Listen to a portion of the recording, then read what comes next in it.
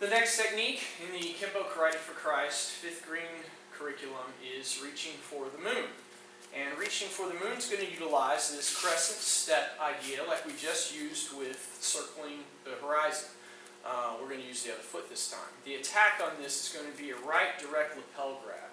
So they're reaching out with their right hand, they're grabbing hold of your jacket. And again, we're going to utilize that crescent step as we move towards them, but this time with the left foot. And as the left foot steps up, you're going to take your left hand and kind of sneak it up on the inside, using the back of your hand to hook over their wrists. Now, this might clear their arm altogether. You might just knock their arm completely off. But what will probably happen instead is it will just catch into the bend of the elbow and pull the arm out a little bit. You don't need a lot of room to make the rest of this technique work. It's more about shifting your hips, dropping into your stance to make the technique work. So if they're still holding on to you after this first move, that's fine. This isn't meant to necessarily clear their arm completely. If it does that, bonus, but it doesn't have to. So I'm sneaking in with this first step, again stepping around their right leg, but now to the inside instead of to the outside, and I'm hooking with this left hand kind of coming up over their arm, causing it to bend. Now from here, in one move, the palm is going to come across their chin, across the face this way. And as I do that, I'm going to shift hard with my left foot, kicking back into a forward bow, right forward bow, facing 3 o'clock, facing to your right.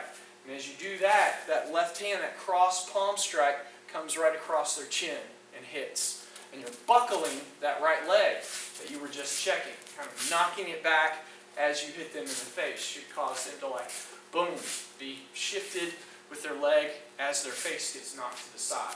So that's the first 2 steps. Step 1's up here. Step 2, boom, shifts hard with a palm strike right across the face. And then from here, I'm going to adjust to a left forward bow. So I go from a right forward bow to a left forward bow, kind of like we saw back with glancing salute. You hook here. We're in essentially a forward bow with that arm bar, and we hook to a left forward bow as we palm strike to the chin and reach around the head. But now going the other way, we're right first with this cross palm strike. We're going to hook to a left forward bow. And again, that palm strike is going to be fingers out this time because you've turned their head. Their face should have been turned this way. So when you hit with the palm strike, we want to still catch the chin here and fingers pointing out to the side. Right hand pointing out to the side towards 3 o'clock. So a palm strike there turns their face. I shift palm strike, knocking them towards 12 o'clock. And then from there, I'm going to full cover out to 6. It's not a long technique. It's more, again, about the action that's happening in the legs now. As you buckle it back, you're knocking them in the opposite direction. And then where they don't have any balance is that front and back line. You're shifting. Right after you hit them this way, we hit them on that perpendicular line where they don't have any support. And it's going to could knock them clean off their feet with a good strong palm strike toward 12 o'clock as you full cover out 6. Right? Again, that one is reaching for the moon. Moon is a reference to that crescent step, like the crescent moon. Right? The hands just reaching up, palm strike. And that's kind of where the technique, reaching for the moon, gets its name. So again, they're grabbing your lapel, right hand, direct lapel grab.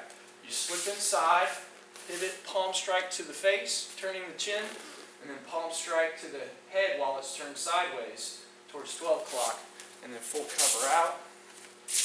One more time, reaching for the moon.